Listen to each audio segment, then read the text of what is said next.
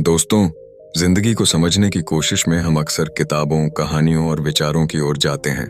कभी कभी एक किताब, एक विचार या एक महान आत्मा की वाणी हमारी पूरी सोच को बदल देती है। Welcome to this channel. यह सिर्फ एक यूट्यूब चैनल नहीं है, बल्कि एक सोलफुल जर्नी है। एक ऐसी यात्रा जहां हम कृष्णा को समझने की कोशिश करेंगे, न कि केवल एक धार्मिक प्रतीक के रूप में, बल्कि एक जीवित मनुष्य, एक मित्र, एक दार्शनिक और एक अल्टीमेट लवर के रूप में। हम सबने कृष्णा का नाम सुना है। बचपन से लेकर आज तक उनकी कहानियां हम तक पहुंचती रही हैं। माखन चोर, गोपियों के संग खेलता बालक, बांसुरी बजाता प्रेमी और महाभारत के युद्ध क्षेत्र में खड़ा वह सारथी जिसने गीता का उपदेश दिया। लेकिन क्या कृष्णा सिर्फ इन कहानियों तक सीमित हैं? क्या वह केवल मंदिर की मूर्ति में कैद हैं, या फिर वह हमारे जीवन, हमारी सोच और हमारी हर धड़कन के भीतर भी जीवित हैं? यही सवाल हमें ओशो की किताब Krishna the man and his philosophy में मिलता है। ओशो इस किताब में कृष्णा को केवल भगवान नहीं मानते, बल्कि एक ऐसा अद्भुत इंसान बताते हैं जिसकी जिंदगी ही दर्शन, फिलॉसफी बन जाती है। उनकी मुस्कान में जो सहजता है, उनकी प्रेम कहानियों में जो गहराई है और युद्ध भूमि पर उनके शब्दों में जो क्लैरिटी है, वह सब मिलकर हमें यह एहसास दिलाते हैं कि कृष्णा को समझना अपने आप को समझने जैसा है। इस चैनल पर जब हम इस किताब का समरी आपके साथ साझा करेंगे, तो हमारा मकसद सिर्फ कहानी सुनाना नहीं है। हमारा मकसद है आपके दिल और दिमाग के बीच एक पुल बनाना। इमेजिन कीजिए, आप कृष्णा को एक ऐसे यूथ फ्रेंड की तरह देख रहे हैं जो आपको जिंदगी के हर सवाल का जवाब बहुत ही प्लेफुल और म्यूजिकल तरीके से देता है। कभी वह आपकी हंसी बन जाता है, कभी आपका रास्ता, और कभी आपके अंदर छिपी उलझनों का सॉल्यूशन। यही कृष्णा है, एक मैन और एक फिलॉसफी, दोनों एक साथ। ओशो कहते हैं कि कृष्णा कॉन्ट्रडिक्शन से बने हैं। वह हंसते भी हैं, रोते भी हैं, वह प्रेमी भी हैं और योद्धा भी। वह राजनीति भी करते हैं और ध्यान, मेडिटेशन में भी डूब जाते हैं। और यही उनकी खूबसूरती है, क्योंकि जिंदगी भी तो कॉन्ट्रडिक्शन से भरी है। हम सबके भीतर भी तो वही ड्युअलिटी है, खुशी और गम, प्यार और गुस्सा, धर्म और अधर्म। कृष्णा हमें यह सिखाते हैं कि इन कॉन्ट्रडिक्शन से लड़ना नहीं है, बल्कि इन्हें सेलिब्रेट करना है। लाइफ को एक उत्सव, सेलिब्रेशन की तरह जीना है। जब हम इस चैनल पर इस किताब के चैप्टर्स अनफोल्ड करेंगे, तो आपको सिर्फ शब्द नहीं मिलेंगे, बल्कि आप फील करेंगे कि कृष्णा आपके सामने खड़े होकर कह रहे हैं, जीवन को सीरियसली मत लो, play it like a game. यही तो उनकी सबसे गहरी टीचिंग है। सोचिए, अगर कोई आपसे कहे कि जीवन का अल्टीमेट गोल सीरियस होना नहीं है, बल्कि जॉयफुल होना है, तो क्या आप विश्वास करेंगे?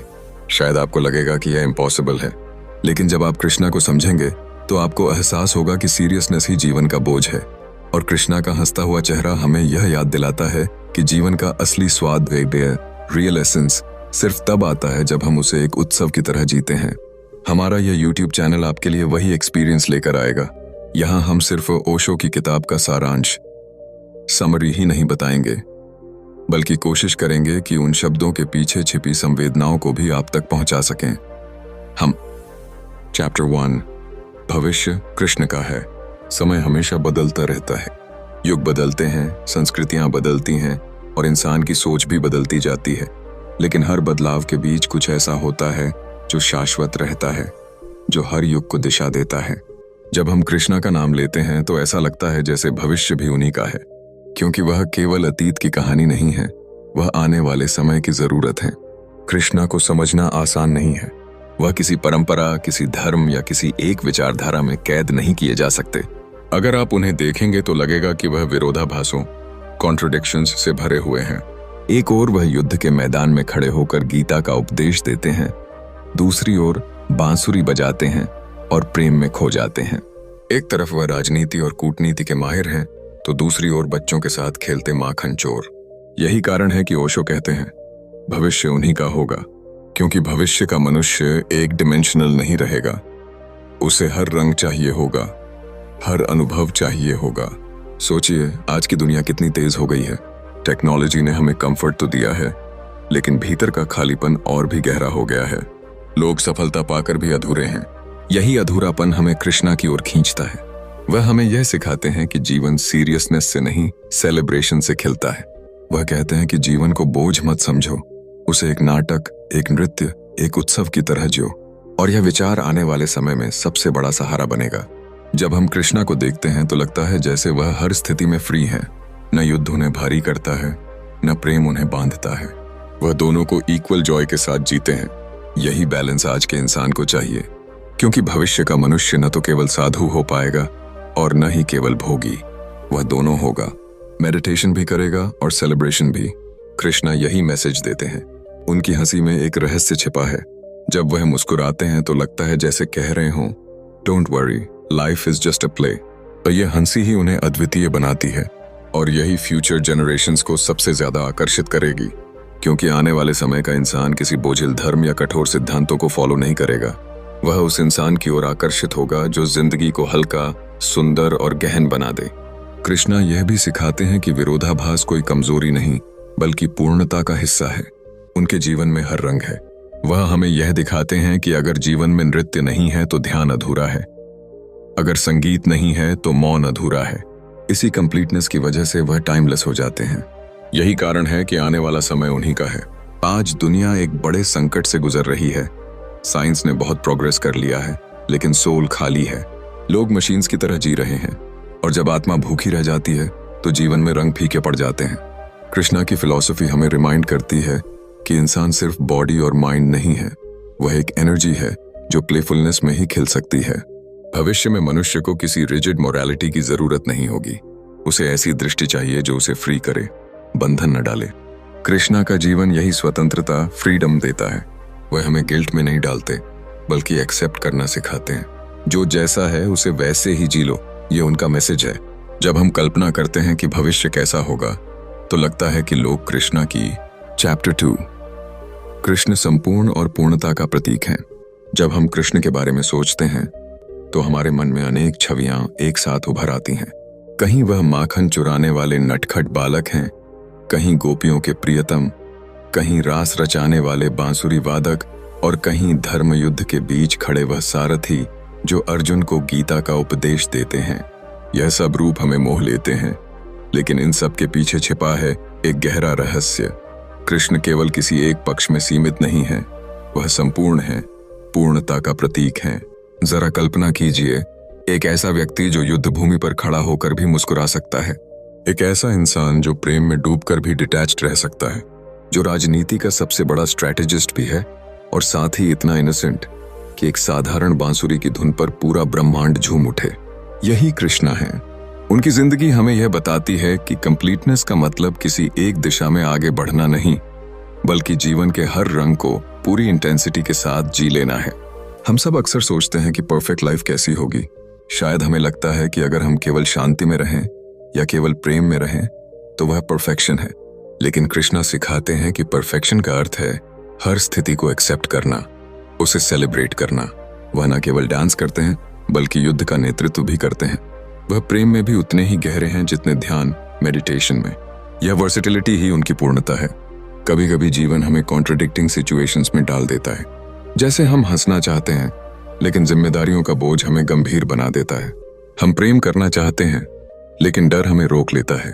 ऐसे में कृष्ण की छवि हमें याद दिलाती है कि जीवन का रहस्य सीरियसनेस में नहीं बल्कि सेलिब्रेशन में छिपा है। इमेजिन कीजिए, कोई व्यक्ति आपसे कहे कि जिंदगी का सबसे बड़ा गोल सीरियस होना नहीं बल्कि जॉयफुल होना है। पहले तो यह अजीब लगता है, लेकिन जब आप कृष्ण को देखते हैं तो यह सच्चाई लगती है, क्योंकि उनकी हंसी, उनकी आंखों की चमक, उनके खेल, all of them remind us कि कंप्लीटनेस का मतलब है हर पल को बिना किसी अपराध बोध, गिल्ट या भय, फियर के जी लेना। कृष्ण कॉन्ट्रडिक्शंस से बने हैं और यही उन्हें सुंदर बनाता है। वह साइमल्टेनियसली लवर भी हैं और वॉरियर भी। एक ओर वह राधा के संग अनंत प्रेम में डूबे हैं और दूसरी ओर महाभारत के युद्ध में अर्जुन को निष्पक्ष होकर धर्म का मार्ग दिखा रहे हैं। यह विरोधाभास हमें सिखाता है कि कंप्लीटनेस का अर्थ है अपने भीतर के हर पहलू को स्वीकार करना, किसी हिस्से को दबाना या नकारना नहीं। सोचिए, अगर कोई इंसान केवल ध्यान में बैठा रहे और जीवन के संघर्ष से दूर भागे तो वह अधूरा है, और अगर कोई केवल संघर्षों में उलझा रहे और भीतर की शांति से दूर हो तो वह भी अधूरा है। कृष्णा हमें यह सिखाते हैं कि जीवन का अल्टीमेट आर्ट है इन दोनों को बैलेंस करना, संघर्ष और शांति, प्रेम और ध्यान, हंसी और गंभीरता, यही पूर्णता है। उनका जीवन यह भी दिखाता है कि कंप्लीटनेस का मतलब किसी रिजिड मोरालिटी को फॉलो करना नहीं है। वह मोरालिटी को एक खेल की तरह जीते हैं। वह चोरी भी करते हैं और वही चोरी पूजा का रूप ले लेती है। वह राजनीति भी करते हैं और वही राजनीति धर्म का रूप बन जाती है। उनकी हर क्रिया जीवन के उत्सव का हिस्सा बन जाती है। कृष्ण का संपूर्ण रूप हमें यह महसूस कराता है कि हम सबके भीतर भी वही कंप्लीटनेस छिपी है, लेकिन हम अक्सर खुद को बांट देते हैं। हम कहते हैं यह मेरा स्पिरिचुअल साइड है, यह मेरा प्रैक्टिकल साइड है, यह मेरा इमोशनल साइड है। कृष्ण हमें इनवाइट करते हैं कि इन सबको एक साथ जियो। किसी हिस्से को दबाओ मत, जीवन को कंपार्टमेंटलाइज मत करो, सेलिब्रेट करो, जैसा भी आए वैसा। जब हम उनकी मुस्कान को देखते हैं तो लगता है जैसे वह हमें कह रहे हों, be total in whatever you do. चाहे प्रेम करो, पूरी इंटेंसिटी से करो। चाहे युद्ध लड़ो, पूरी क्लैरिटी के साथ लड़ो। चाहे संगीत सुनो या डांस करो, उसमें पूरी तरह खो जाओ। यही कंप्लीटनेस है, यही परफेक्शन है। तो दोस्तों, कृष्णा हमें यह नहीं सिखाते कि जीवन से भागो या केवल एक ही रास्ते पर चलो। वह हमें यह सिखाते हैं कि लाइफ इज मल्टी डायमेंशनल और हर डायमेंशन को एम्ब्रेस करना ही सच्ची पूर्णता है। उनकी जिंदगी हमें याद दिलाती है कि परफेक्शन कोई दूर की चीज नहीं, बल्कि हर पल को टोटलिटी से जीने का नाम है। और शायद इसीलिए आज भी, हजारों साल बाद भी, कृष्णा हमें उतने ही जीवित और उतने ही रेलेवेंट लगते हैं जितने अपने समय में थे। चैप्टर 3। जहां बुद्ध समाप्त होते हैं, वहां से कृष्ण प्रारंभ होते हैं। कल्पना कीजिए, अंधेरा है, चारों ओर शांति है और एक साधक गहरी मेडिटेशन में बैठा है। वह सब कुछ त्याग चुका है, मोह, रिश्ते, संसार और हर वह चीज जो उसे जीवन से बांधती है। उसकी आंखों में विरक्ति है, मन में शांति है, लेकिन भीतर कहीं जीवन का रस सूख चुका है। यह है बुद्ध की यात्रा। बुद्ध हमें निर्वाण की ओर ले जाते हैं, जहां कोई इच्छा नहीं, कोई कामना नहीं, सिर्फ मौन है।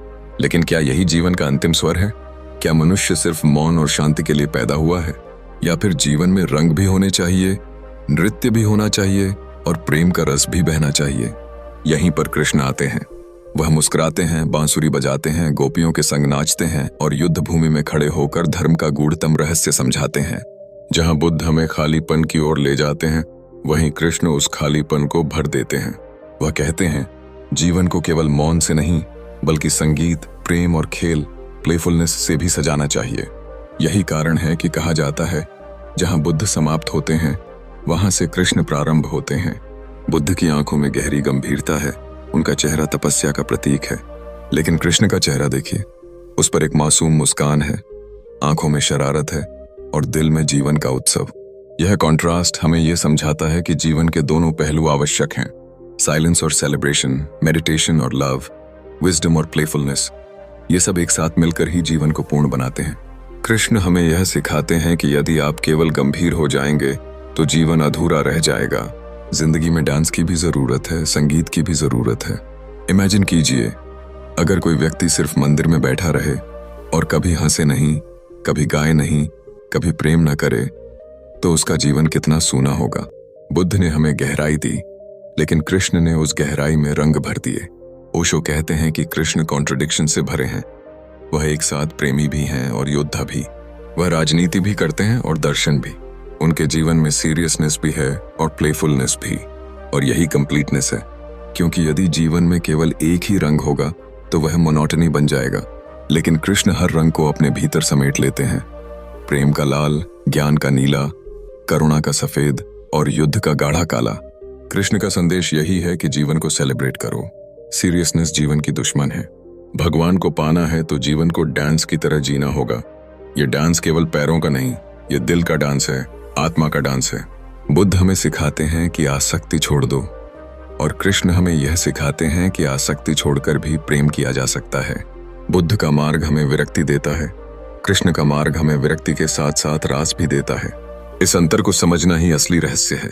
कोई साधक अगर सिर्फ बुद्ध तक रुक जाए तो वह खाली हाथ है, लेकिन जो साधक बुद्ध के मौन में डूबने के बाद कृष्ण की बांसुरी सुन लेता है, वह पूर्ण हो जाता है।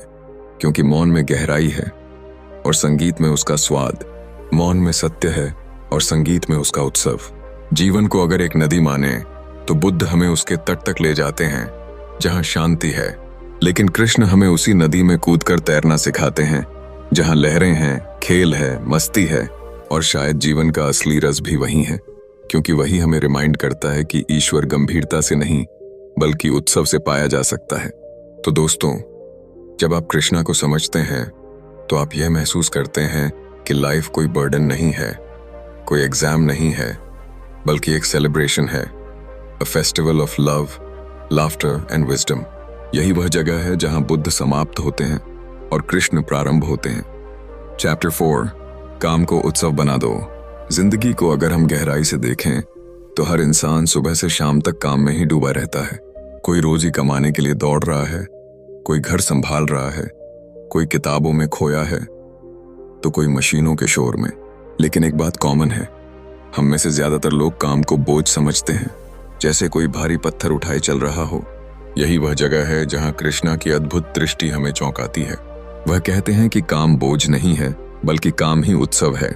कृष्णा का पूरा जीवन खेल और संगीत से भरा हुआ दिखता है। गोकुल की गलियों में उनकी बांसुरी गूंजती है, रासलीला में हंसी और प्रेम का सागर बहता है, और महाभारत के युद्ध क्षेत्र में भी उनकी वाणी इतनी शांत और सटीक है कि लगता है जैसे वे मेडिटेशन में हों।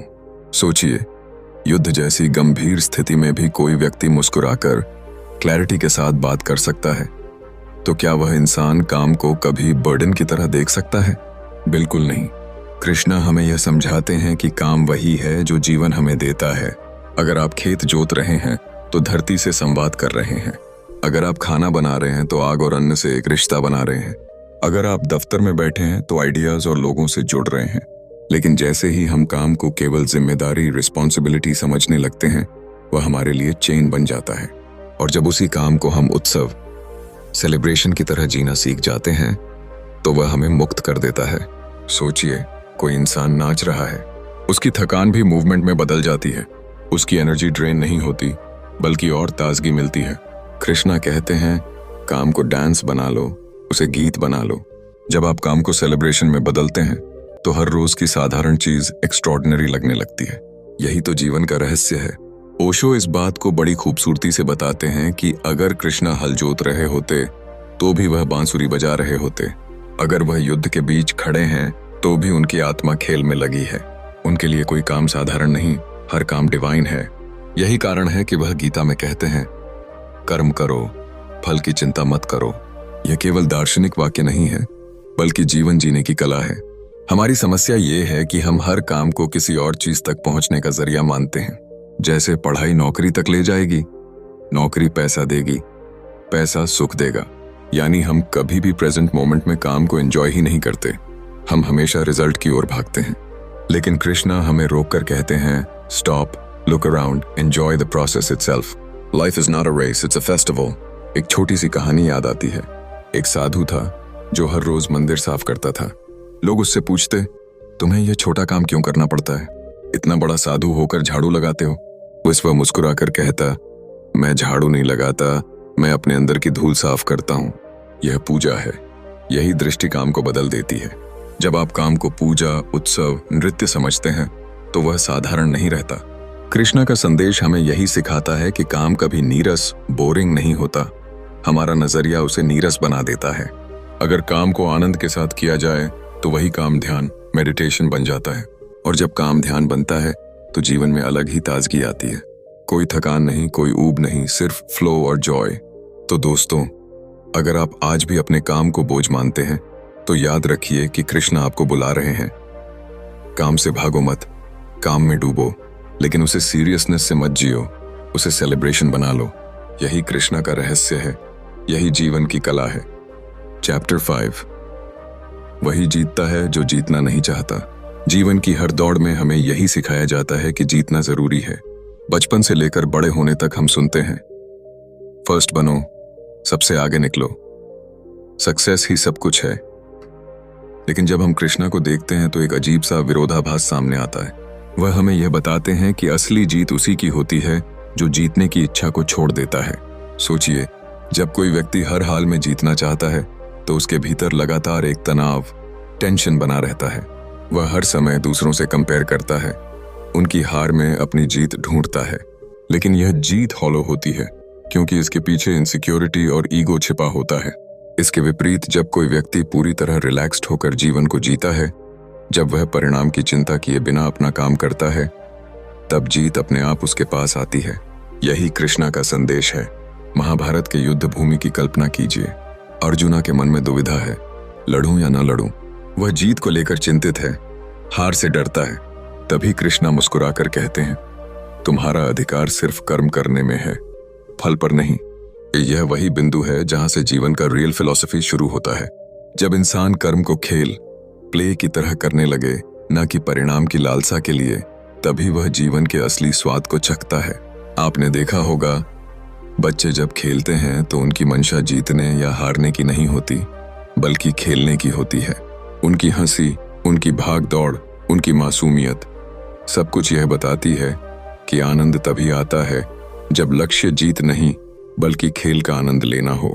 कृष्णा हमें फिर से वही बचपन लौटाने की बात करते हैं। ओशो कहते हैं कि जीवन का असली विजेता वही है जो हार और जीत से परे उठ जाए।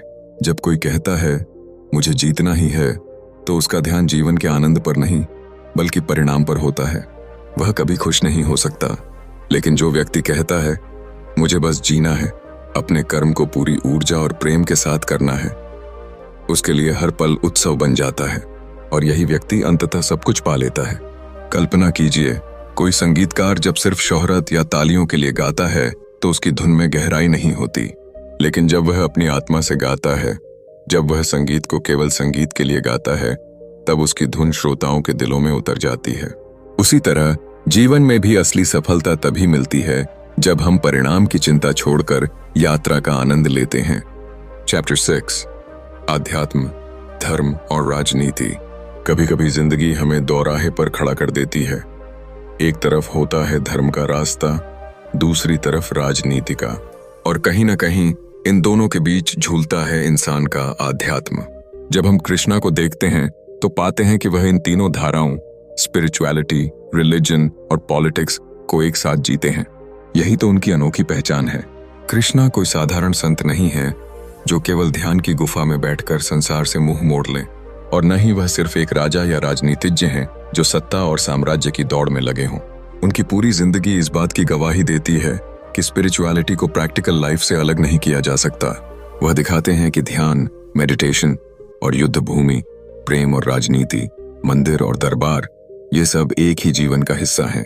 सोचिए, महाभारत का वह दृश्य, कुरुक्षेत्र की भूमि पर चारों ओर युद्ध की तैयारियां हैं।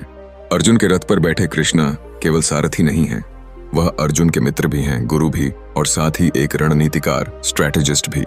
एक पल में वह उसे आध्यात्म का सबसे ऊंचा उपदेश देते हैं, गीता के श्लोक जो जीवन के रहस्यों को खोलते हैं, और उसी समय प्रैक्टिकल ग्राउंड पर वह राजनीति की गहरी बिसात बिछा रहे हैं।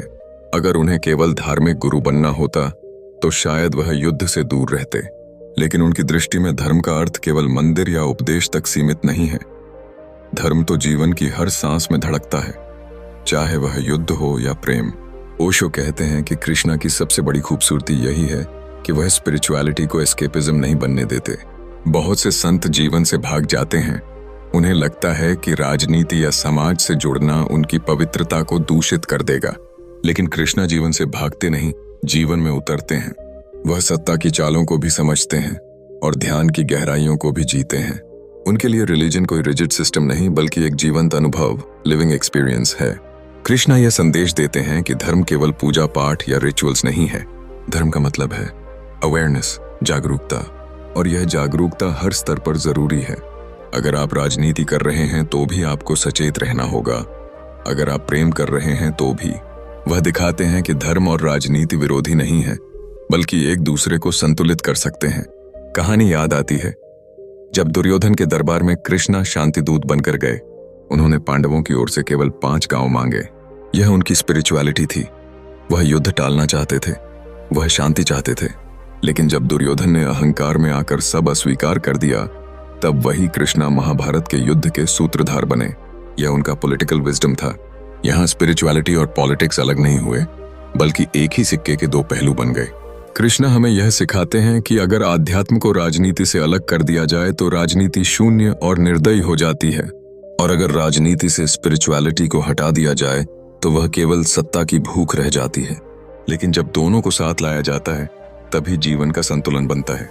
आज भी देखिए, हमारे समाज में धर्म को अक्सर राजनीति से दूर रखने की बातें होती हैं, लेकिन सच यह है कि बिना आध्यात्मिक मूल्यों के राजनीति केवल हिंसा और लालच का खेल बन जाती है। और अगर धर्म जीवन से भागने का साधन बन जाए तो वह भी अधूरा है। कृष्णा हमें यह कंप्लीटनेस दिखाते हैं। वह मंदिर की शांति और युद्ध भूमि का शोर दोनों को एक साथ जीते हैं। उनकी बांसुरी में जो सुर हैं वही उनके शंखनाद में भी गूंजते हैं। उनकी आंखों की मुस्कान वही है, चाहे वह गोपियों के बीच हो या अर्जुन के साथ रथ पर। यही है कृष्णा की philosophy. Life is total, complete and all embracing. इसलिए जब हम स्पिरिचुअलिटी, रिलीजन और पॉलिटिक्स को अलग अलग कंपार्टमेंट्स में बांटते हैं तो हम जीवन को टुकड़ों में बांट देते हैं। लेकिन कृष्णा हमें याद दिलाते हैं कि जीवन को उसकी पूरी टोटलिटी में एक्सेप्ट करो। मेडिटेशन और एक्शन, लव और पावर, टेम्पल और बैटलफील्ड, सब एक ही जीवन के रंग हैं। चैप्टर 7, मृत्यु के बाद जीवन और पुनर्जन्म।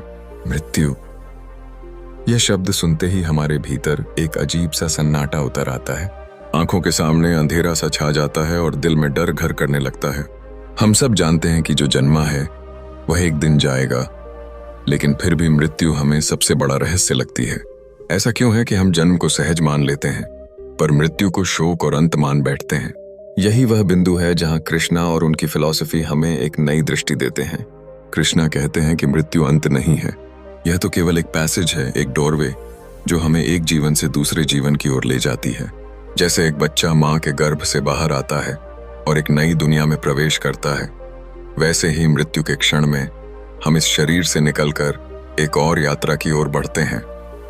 Life doesn't and, it simply transforms. Osho इस दृष्टिकोण को और गहराई से समझाते हैं। वह कहते हैं कि हम मृत्यु को इसलिए डरावना मानते हैं क्योंकि हम जीवन को पकड़ कर रखना चाहते हैं। हमारी सारी आसक्तियां, घर, परिवार, धन, रिश्ते, ये सब हमें इस शरीर और इस जीवन से बांधते हैं। और जब मृत्यु आती है तो लगता है सब कुछ छिन जाएगा। लेकिन अगर हम कृष्णा की नजर से देखें तो मृत्यु कोई चोरी नहीं करती, बल्कि हमें एक नया चांस देती है। यह एक नया बिगिनिंग है, एक नया जन्म, जहां हम फिर से जीवन के रंगों को अनुभव कर सकते हैं। सोचिए, अगर कोई बच्चा माँ के गर्भ में यह सोच ले कि बाहर की दुनिया में जाने का मतलब मृत्यु है, तो वह कितना डरेगा। उसके लिए गर्भ ही सब कुछ है। लेकिन जब वह बाहर आता है तो आसमान, रोशनी, हवा, फूल और चेहरों की मुस्कान उसका स्वागत करती है। उसी तरह मृत्यु के पार भी एक नया क्षितिज है, एक नई यात्रा है जिसे हमारी आत्मा बार बार अनुभव करती है। यह cycle of birth and rebirth ही जीवन का इटर्नल रिदम है। कृष्णा बार बार हमें यह समझाते हैं कि आत्मा अमर है, शरीर नष्ट होता है, लेकिन आत्मा न कभी जन्म लेती है और न ही कभी मरती है। वह केवल वस्त्र बदलती है, जैसे हम पुराने कपड़े उतारकर नए पहन लेते हैं। यही कारण है कि गीता में कृष्णा कहते हैं, नयनम छिंदन्ति शस्त्राणि नयनम दहति पावकः, यानी आत्मा को कोई हथियार काट नहीं सकता, कोई आग जला नहीं सकती। यह अनंत है, शाश्वत है। ओशो इस टीचिंग को जीवन के सेलिब्रेशन से जोड़ते हैं। वह कहते हैं, जब हमें यह समझ आ जाता है कि मृत्यु अंत नहीं है, तो जीवन में डर की जगह आनंद भर जाता है। फिर हम हर पल को खुलकर जीते हैं, क्योंकि हमें मालूम है कि आत्मा की यात्रा कभी रुकती नहीं, वह निरंतर चलती है, एक नए शरीर, एक नए अनुभव और एक नए संसार की ओर। यहाँ सबसे बड़ा बदलाव ये है कि कृष्णा मृत्यु को शोक नहीं मानते, वह उसे भी एक उत्सव की तरह देखते हैं। उनके लिए मृत्यु भी जीवन का ही एक हिस्सा है, उतनी ही डिवाइन जितना जन्म। अगर जन्म हमें दुनिया से मिलाता है तो मृत्यु हमें ब्रह्मांड से मिलाती है। सोचिए, अगर हम इस फिलॉसफी को अपने दिल में उतार लें तो जीवन कैसा होगा। हम डर से मुक्त हो जाएंगे, मृत्यु की चिंता छोड़ देंगे और हर पल को पूरी इंटेंसिटी से जिएंगे। तब न हम भविष्य से डरेंगे और न अतीत में उलझेंगे, बस वर्तमान का रसपान करेंगे, क्योंकि आत्मा की यात्रा इन्फिनिट है। कृष्णा का संदेश हमें यह याद दिलाता है कि जीवन और मृत्यु कोई दो विरोधी नहीं है, वे एक ही धारा के दो किनारे हैं।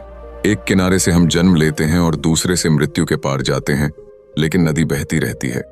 हमारी आत्मा उसी धारा की तरह है, कभी रुकती नहीं, कभी समाप्त नहीं होती। इस तरह मृत्यु एक रहस्य नहीं, बल्कि एक सुंदर ट्रूथ है, एक ऐसा ट्रूथ जो हमें जीवन से और गहराई से जोड़ देता है। और जब हम इसे समझ लेते हैं तो हमारा डर, हमारा शोक, हमारी बेचैनी सब पिघल जाती है, और जो बचता है वह है सिर्फ प्रेम, आनंद और उत्सव।